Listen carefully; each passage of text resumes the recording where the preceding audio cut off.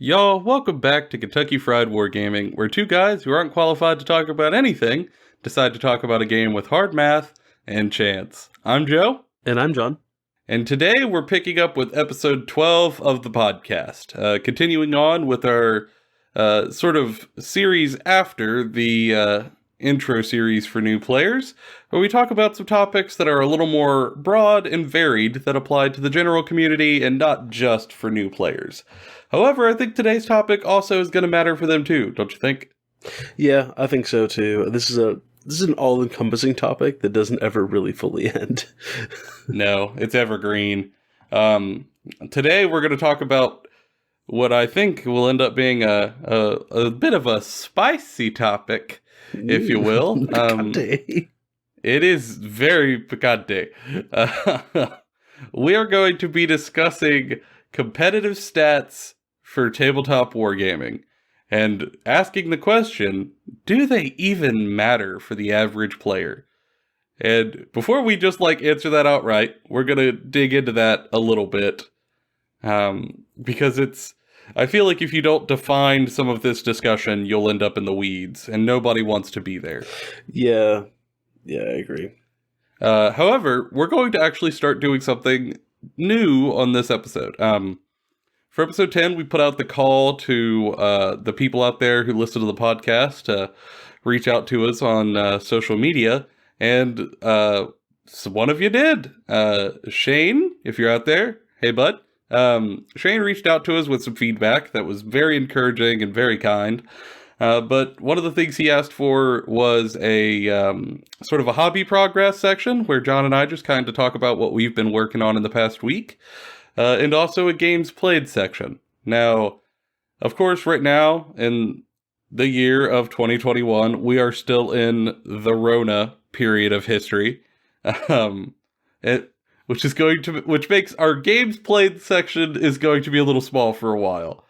But I think for hobby progress, this is, I hope it's a cool thing for you guys to kind of just get up to date with what we're doing. But also, John, I'm going to be honest, I think we need the peer pressure. I think that's just how it is. Yeah, I got a lot of Skaven and Tau to be painting. So we need some internet-based public shaming to keep us doing it. So, all right, John, why don't you go ahead and start first? What have you been working on this past week?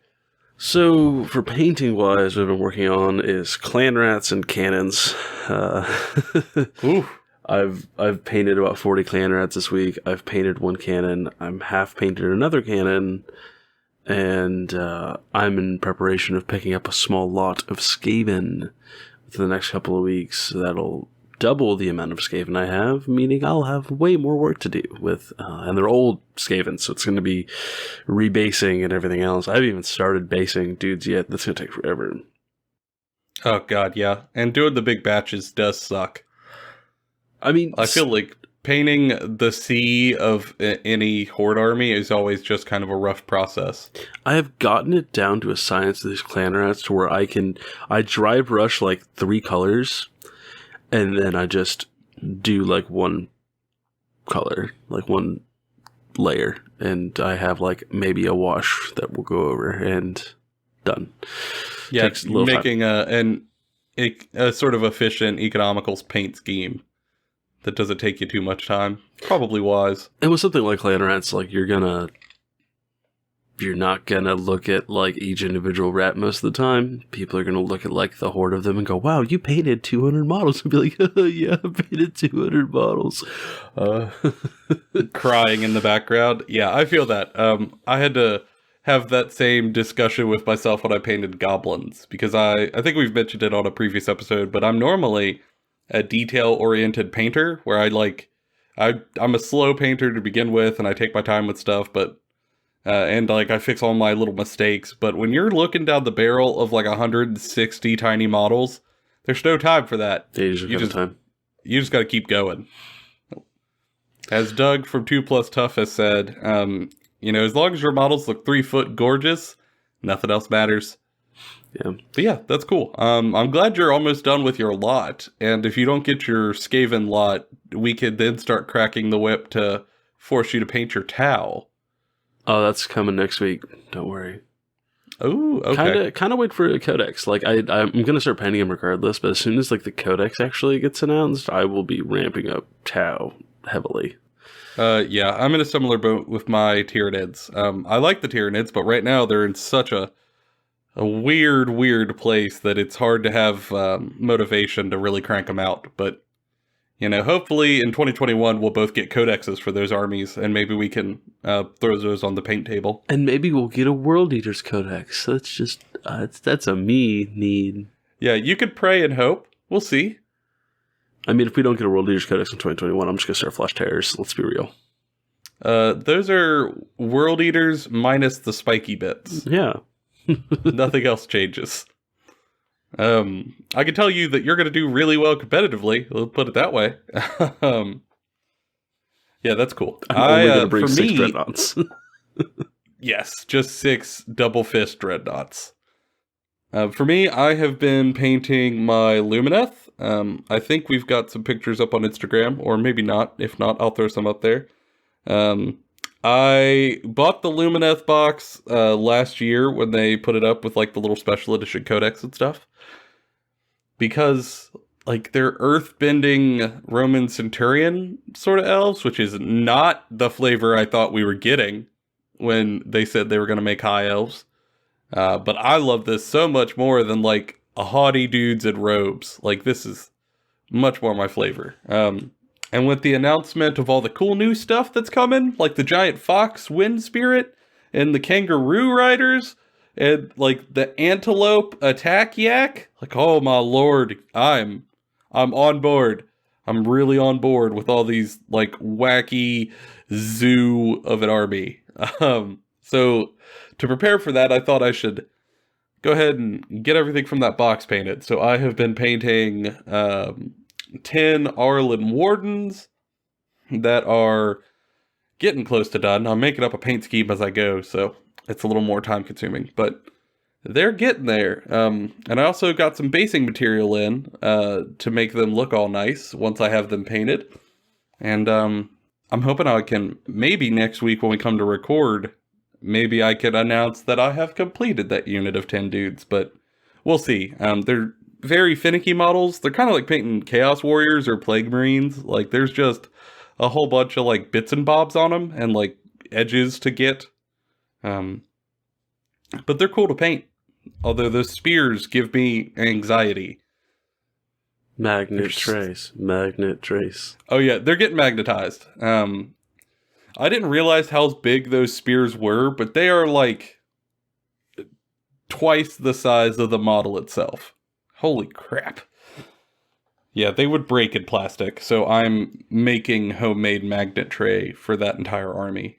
Just so I don't break it the first time I take it out to play it. Yeah, that'd be a shame. I'd cry. It'd be fine. Well, you obviously haven't played any games. I haven't played any games. Have you been doing anything like Wargaming adjacent that you can talk about? I've been doing, I don't know if it's Wargaming adjacent, but it is tabletop gaming. Like we mentioned, it's the Rona period, so we're not playing like AOS and stuff. I have been running a tabletop role-playing game for some of our friends online. My favorite tabletop role-playing game of all time is Werewolf the Apocalypse, because I'm a dirty environmentalist, and that is a game where you get to play eco-terrorist werewolves with magic powers fighting pollution and corruption. And it's super fun. But I found out that 4 or 5 of our friends had never played it before in their lives and knew nothing about it. And they wanted me to run a game of it because I've been told I do all right running that their werewolf game. So we started up a campaign for it, and I ran that last week. And it was a time. It was kind of nice to get the creative juices flowing in a way that I kind of hadn't for a long time, just because Corona is what it is. DMing was a little weird after going so long without doing it, but it felt kind of nice to get back in the saddle, Yeah, I can agree. I've been doing a lot of world building for a Zweihander Grim and Perilous RPG, which is Warhammer Fantasy adjacent, that I'll run sometime in the future. So I feel that tabletop desire in the Rona period. Yeah, it's a way to kind of connect with your friends, which is always good in this time period. But also, I felt like for the past year, my brain just kind of was on autopilot. Whereas, of course, John and I used to run LARP games and stuff together for 80 people at a time. So it went from churning creativity out all the time to a full year of just sort of white noise. And I felt like I had to shake it off. So running a smaller game that's a tabletop has been just real nice for me. May I offer you an RPG in this trying time? Would you like to imagine a world where you're all werewolves?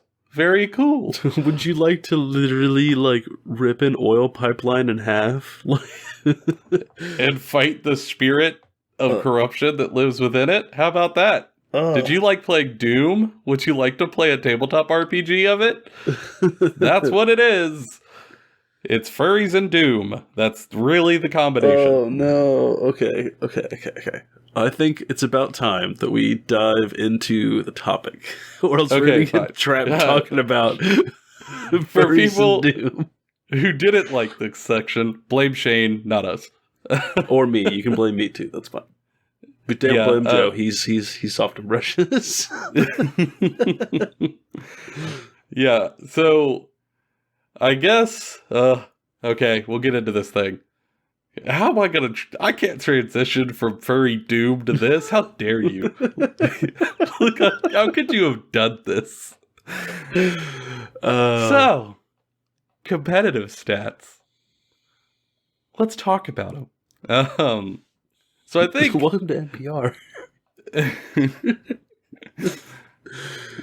So before we really dig into it, I think we have to kind of cordon off what we mean by competitive before we could really tear apart competitive stats, because I feel like there are some different understandings of what that means, because different people have various levels of sort of interaction with the hobby.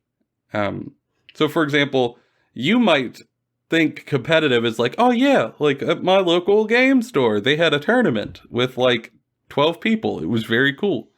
And while that certainly can be a competitive environment where people are trying to win whatever the prize is, I think for us, we are thinking bigger. Yeah, there's a drastic difference between your local place that has 20 players with its own established meta and Adepticon and LVO and these big tournaments in which there's thousands of players have conglomerated their data in a spot to you have set genre lists that have slight variations that dictate advantage. Yeah. There's a huge difference in caliber of players. The people at these giant tournaments are probably some of the best in the world. Some of them do this as almost a second job, some of them as a job. And two, there's just a lot more of them. And as anybody out there who has any understanding of statistics can tell you, sample size matters. The smaller the sample size that you're testing in any given analysis, the more likely you could have a trend there that isn't indicative of the true existence of whatever you're looking for. Not to mention that some of these armies and army lists are very finicky and only become evidently good after they've been practiced with for hours upon hours. Gene Stealer Cult, when they became competitively viable, did not come out the gate competitively viable. People sat down and played hours upon hours upon hours of that faction to make sense of it, to how it works, and figure out what the efficiencies for units and stuff were. These are not just a dude found a combo and that combo is super good. That happens. That's generally not the case. It's normally very meticulously kind of tested and played through for hours upon hours upon hours and discussed on different places than we discuss here for hours upon hours upon hours. And you'll see podcasts about them all the time. And those are normally the end result. That's normally after hours of work, they have then found it at a tournament, talk about it on a podcast, and show it to other people, and that's picked up by the meta, which is probably what you guys are referencing as competitive. Is because that's when it hits your ears. That's when you see it. Unless you're actively involved in the tournament circuit, which I'm confused on why you're listening to this. We don't cover that. Yeah, exactly. Also, I think one of the big distinctions is that at these large tournaments like LVO, Adepticon, CanCon, A, they're big, but also B, they track everything incredibly well. I mean, they are meticulous about what army you're bringing, what sub-faction of that army are you playing. If you're an AOS, what, realm are you from? Artifacts and generals and, all the way down the line. And that level of granularity and specificity allows for a whole lot of sort of deduction to be done from those statistics. Whereas some of the smaller tournaments, it's kind of like, okay, this person played Maggotkin of Nurgle, and they beat a Gloomspike Gitz player. Well, okay, but what sort of plague host was the Maggotkin player using? Or what subfaction of Gitz was the Gitz player using? What realm was their army from? What artifact did they take? Who was their general? Those sort of interactions can play a large part in trying to get information out of it. And these big tournaments, they provide that. And there are people in the community who, every time there is a large tournament, they go and they pull out all that data. For AOS, AOS stats is incredible. They do good work. And I'm sure, who does it for 40K, John, that you watch or listen to and read? I think it's Frontline Gaming. I think Frontline Gaming does. If not, Frontline Gaming is a normal place people go to for competitive discussion and then find it from there. And then Goonhammer is another site that will discuss things and break it down and explain it in a much more normal terms. If you're interested in learning more about the competitive track, I definitely will push you in that direction of Goonhammer and Frontline Gaming. They both have pretty good coverage about that. Our War podcast talks about specific lists in depth as well, and statistically why they work. Yeah, it is hard to explain how different of a world competitive scenes are than your average player's game. It's just a whole new ball game, and so much so that I've actually never gotten into that scene. I've never gone to a giant tournament, largely because of two reasons. One, I'm just not a hyper win sort of minded person. But also, two, it's friggin' intimidating because it is the caliber of players and the danger of the lists are on another level. Yeah, I mean, it is something we have both discussed going and attending. Maybe not to necessarily play, but to see and look at and it's an atmosphere. I've gone to anime conventions, and I feel like that'll be very similar, but different. Yeah, I imagine the crowd is a little different. Yeah, anime conventions can be a bit party atmosphere, and I don't feel like a Warhammer 40K tournament is going to be very party atmosphere. But yeah, that's something. Maybe that'll be one of our later finales. We go to our first competitive tournament and bring back our report from the field. the boys go to a competitive tournament and get bullied by other nerds. We are the away team. We are the red shirts, just waiting to get annihilated. The Kentucky gentleman. We gotta get denim tuxedos. Oh, yes. No, what I want, alright, I want to wear my most comfortable flannel, but I will put a denim vest over top of it, and I will put an embroidered patch all across my back and shoulders of the show's logo. That's the most dressed up I could give you. And we gotta have fanny packs. I'll wear my nice work boots. Yeah, the nice work boots, and you gotta have fanny packs, keep all of our dice and stuff in. Oh, yeah. Yeah, for sure. Primo. I think that actually sounds kind of great. Not gonna lie. Yeah, let us know if you're into that, because we're into that. Generally speaking, it is just these tournaments are bigger, and the people in them are just much more skilled. And that's generally what we mean. And these stats, of course, are readily readable on the internet. And if you have ever been a part of any Facebook group for any tabletop wargaming that you are a part of, you have probably heard discussion about it. Discussion's a really nice way of putting every time GW puts any sort of change down, everyone screams. Yes, your sodium levels may rise every time you read one of these discussions. But you've probably read some discussions out there of people who have incredibly strong opinions about some of these statistics. And I think it is worth discussing before we get into the big question of do they matter. I think we should put our best foot forward and try to talk about how you could use some of this information in your own gameplay. Yep. Okay. Yeah, I agree. It's not a zero-sum game when looking up competitive stuff. You can gain a lot of knowledge about how your army functions, how like specific rules actually work, and different synergies within like your army lists for not just these games but all games. You can get a deeper understanding of the game design philosophy behind your book and the general theme, so that when you go to build a list, you might not necessarily build the competitive list, but you understand the direction it's going into, so you can make like some weird stuff.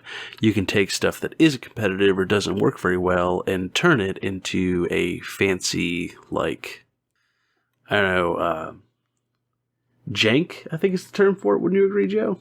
Yeah, I'll go with jank. I'll allow it. Okay. What about you? How do you use some of these Excel spreadsheets? So, for me, largely I use them to fall asleep at night. But sort of for playing the game, I use them as sort of like guides to navigate whatever book I'm into. So, I don't pick my factions based on competitive viability. It's just not a thing I do. And I don't advise most people to do. I agree. But I do think that there is some value in looking at competitive players to help you figure out a book that you got because you're just super into it. Because they're going to see things that you can't. So, for example, when I bought Gloomspike, like when I got into Gloomspike Gets finally, like I knew I liked them because they're insane and they're wild. And I like a lot of the models and the lore. But that book has a ton of units in it. I mean, an absolute ton of units. And you could mishmatch them together in any combination you so please. And that can be overwhelming. However, I looked up some of the lists that people were playing at tournaments, and very quickly I could start to see, okay, so oftentimes they'll take like a loon boss. Okay, that probably means the loon boss is pretty good. Or, okay, they're bringing like a mooncap shaman in every list. Okay, that's probably maybe worth me trying to get myself. Okay, always bring in like a couple big blobs of goblins. Okay, cool. And then it looks like everything else doesn't necessarily have a trend, but is spiced to flavor. And that kind of helps me navigate the book, where I start thinking, okay, so here's like my core units, here's my little caster and my loon boss and my 2 goblin blocks, and then I can expand from there. And that helped me wrap my head around a book that was otherwise dense. And I think that could be said for just about any faction, especially factions with a ton of options in them. It's not necessarily a bad thing to get some information from a more knowledgeable player on maybe what some of the more valued units in the book are. And I think that even when you're playing casual, like when you're playing casual games with your friends, you still want to do well. Like you don't want to get wrecked. And so looking up how people in the competitive scene are building the cores of their army before they tack on all the combos and the things that they do to mix it up, can kind of make it to where you're building from a decent foundation. Like I play Skaven, I bring 2 blocks of 40 clan rats, and then I bring Stormvermin. Why? Because that's a really good core. Like that's just a good core. Mm-hmm. And I think that for some people, they might not know exactly how to build the core of their faction, especially with something like Skaven or like Gloomspite gets, where the options are multitude. Oh yeah, they're everywhere. You can everywhere. easily build a list that just doesn't function well, and you have a bad time. Well, and especially in some of the more synergy-based lists where like keywords matter. Not all of the keywords are on every unit that you would expect them to be. So you might think that like, oh yeah, this hero buffs goblins. That's a goblin writing something. It's a goblin. Well, in actuality, it's not. And if you look at a competitive list and you notice some of those things aren't run together, it might help key you in that like, oh, okay, this thing doesn't even function the way I thought it functioned. Yep. Because those are tiny little intricacies that really only a more seasoned player are probably going to notice. And I don't think there's any shame in using those lists as tools to help sort of suss out that information. And I think also for some people, I know the idea of like net listing is out there, where you just like get a full list from the internet and run that list. And while that's not necessarily my flavor, I could see why people would want to do it, to kind of pilot a sort of, if you'll allow me the term, a top tier army, and see if you necessarily do as well as the other person piloting it did. I think that could be a reality check moment that could be valuable. Yeah, and I think that every game group is going to have individuals that get very into looking up the competitive stats for things. They're going to watch like 6 or 7 battle reports, read a couple of articles, scroll Reddit and scroll Facebook groups, and they're going to find out that like, oh man, there was this Iron Hands list from like 2019 that was super powerful for Space Marines. I'm going to bring that to my local gaming group. And sometimes it's nice to know about those things so that you just don't do it. And understand, like, see the actual reasons why. Like, if anybody actually looked up that list, they'd realize that part of the reason why that list is so good is because it's impossible to move. You cannot kill anything, and that's just not fun to play with a person with. Like, unless I'm in a competitive environment, I wouldn't want to play against that, because that's not the point of the social contract I've made with this person. Yeah, I feel like it's not fun. And knowing that you should avoid said synergies is valuable. So, no shame for me. Some people are really into that, and I think it's totally valid. But I think that kind of leads us to the big question, where I don't think John and I are necessarily on the same page. Do these stats matter? And John, I'll go ahead and give you the courtesy of going first. What do you think? Do they matter? I think that they do. I think that in the current time that we live in, with the internet being so prevalent in every type of gaming, even if it isn't by nature of being on the internet, like video games, and it's an in-person game like these games are, people will trend towards the most powerful thing. People want to win. People want to do these things.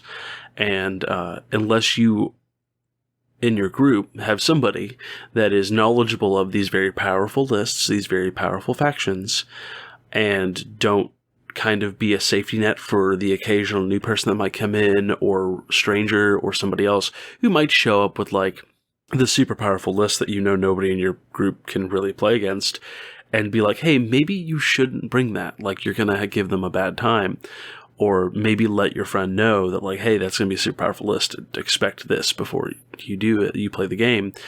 It can lend to having a bad time and cause issues. So staying knowledgeable about what that other side is doing is good, so that you can help shape how you and your group play games, and so to prevent opportunities for people to get super upset and kind of quit the game because somebody was a jerk.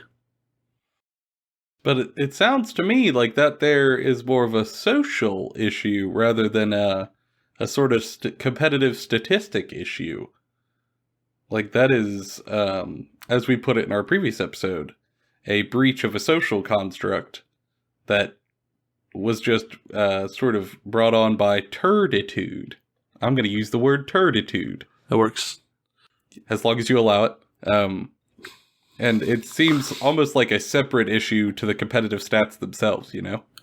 I can see that, but at the same time, I feel like you're going to have somebody, well-meaning or not, do something to play a game. Like, there's lots of people who come from playing video games, who come from playing, like, Magic the Gathering, who think that the game is like that, and this game is so drastically different from those kinds of games, in that people tend to not chase meta, especially in a casual environment in this game, because it's expensive to do so. Like, it is very expensive to do so, and time consuming because you got to paint them. Yeah, it's not like rewriting a character in World of Warcraft, or like making a new character. Like, you're going to dedicate a ton of money and a ton of time into an army, and if you're only chasing the flavor of the month, then you're going to end up like falling behind. And I think some people, like, I'll use Tau as an example. A lot of people got into Tau the last 2 editions. And people got into Tau, and they were like, all they saw online was, well, shield drone spam, Riptide spam, and like, that's it. Just 3 Riptides, as many shield drones as you can, and then everything else just kind of tacked on. Well, that wasn't fun for a lot of people to play against, and a lot of people hated it, so a lot of people don't like playing against Tau players. And that wasn't the only way to play the book. It's functional, don't get me wrong, it's just not fun. And I think there's other ways to play that book. Even though it's not super competitive and you might lose more often, I think it's more fun. And because people didn't look in and learn about those stats and understand that that was just the competitive play, that wasn't the whole faction. Some people have this connotation now with Tau that they're just a turbo faction meant to blow you off the table in turn 1. Well, and I think that kind of segues me into my point. That, like, I actually, hot spicy take, like, lava hot, I actually think these stats don't matter. And for the reason why John just mentioned. A lot of these boogeyman lists exist in a bubble. Like, they exist in a competitive bubble where they show up at tournaments. But I would ask people, how often have you actually played against them? Like, for folks out there, how often do you actually play against 3 Riptides and a bajillion drones? Like, how many of your just local buds threw out, like, $600 to $800 to build that list and run it? For me, I can tell you the answer is 0 times. Like, I've played against that 0 times. Same thing with, like, the Iron Hands list that was the boogeyman forever. Like, the busted Space Marines. Like, how often did you play against that list? I played against it not once. Never. And I would venture to say that many people have played against it exactly 0 times. And that's because these two, I think these things are not very comparable. Like, your average local meta versus a competitive tournament, man, they are so different. Like, the difference, in the, like, skill of the players and the finesse in which they pilot a list, B, in the amount of money that they're willing to spend to build, like, an entire new army to handle whatever the boogeyman is for this month, and C, the unintuitive ways that they will play to win. Like, you know, for example, let's say you're playing like a Gargant's list, like Sons of Behemoth, you just play giant dudes. The average person would run in and attack stuff, because of course you would, but not a competitive player. They tow a 1/4 inch into an objective and go, yeah, I sit here, that's my turn. Because they know that's how they win the game. Not by having fun, but by doing these little tiny things. And I think if you take scenarios from that environment and fear them in your casual environment, you are going to have radically different experiences. And maybe you will poop on your own fun for no reason. I'll give an example here. Of course, as you can tell from the YouTube banner, I love the Sylvaneth. I think they're great. They're the bee's knees. However, competitively speaking, dog turds. I mean, awful. Bottom of the barrel, like one of the worst armies in Age of Sigmar. And there's a couple of reasons for that, but generally speaking, they are just bad. If you read competitive tournament stats, they're bad. They don't win anything. Like, I can't remember the last time I heard of a tournament where Sylvaneth took even top tables, much less first place. Now, when I was first starting, that turned me away from them, because I thought, oh man, like, they're probably just an awful army, or like they're a terrible book, or bad units, or something. Like, they're just horrendous. But because I love them so much, I got them anyway.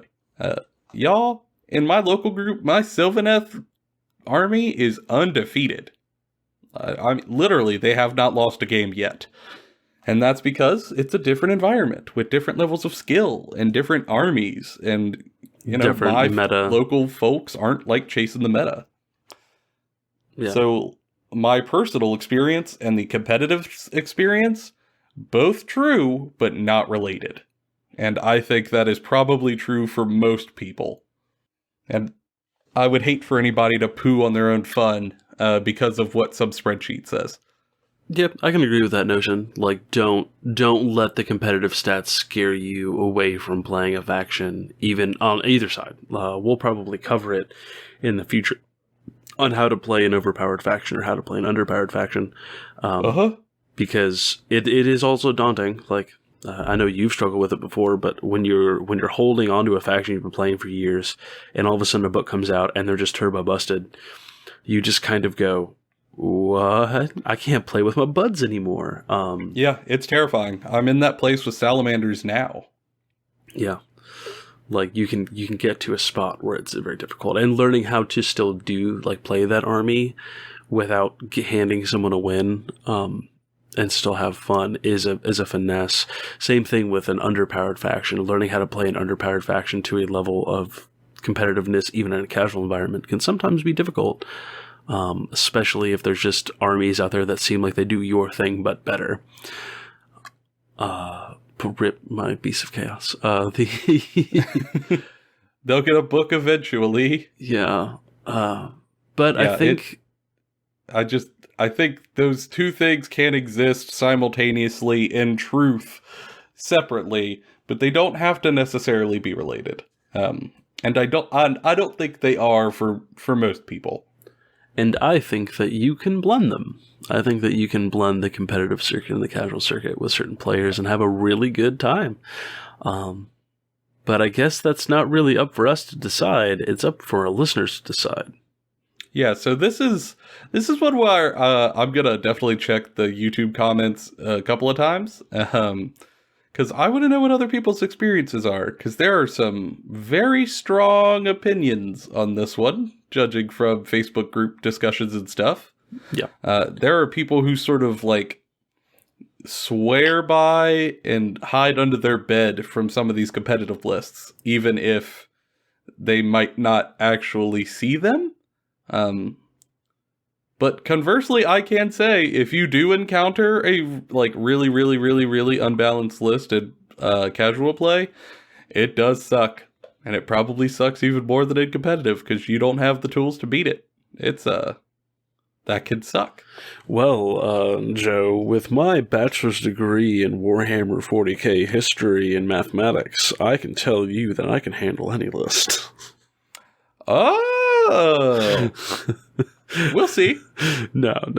I'll have you play my buddy Jake's Ossiarch Bone Reaper's army before it got nerfed. Because good lordy, that was something. Yeah, I'll bring Beast of Chaos and just cry. It'll be fine.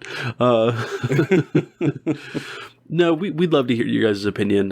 Hit us on Twitter, hit us on the YouTube comments, send us emails, whatever you want to do. Hit us up with some feedback. Instagram works too. PM us, slide into our DMs. Ooh, yeah. I like that one. That one. Sounds modern. Yeah, I mean, obviously, Shane reached out to us and got his sort of feedback implemented immediately. So if you've got thoughts or criticisms or requests, whether that be sort of changes to the show format or future even topics to cover on other episodes, send them to us. We're more than happy to look at them. It really is helpful for us, being this young of a podcast, to have feedback on how we improve going forward. And we are always open to it. No matter what that is, we will try to accommodate, because I think that's the only way that this thing's going to last for, the long haul. Absolutely. Well, guys, that's going to be all for this episode, but we are going to keep on working on the next couple of episodes. We've got a list of topics that just keep growing. And like John was talking about, I think it's almost time we start talking about some of those different aspects of having a powerful army and a weaker army. And we might start busting into those over the next couple of episodes, which hopefully will be helpful for some folks, especially considering where the games are right now from Games Workshop. I think that some of these topics could be helpful for people out there who are waiting on a codex or who just got a codex. At least, that's my hope. But that's been it for all of us this time. Well, that's been it for us this time. Oh, words are hard. But we'll see you guys in the next episode. That's been all of our opinions. Bona fide, Kentucky Fried.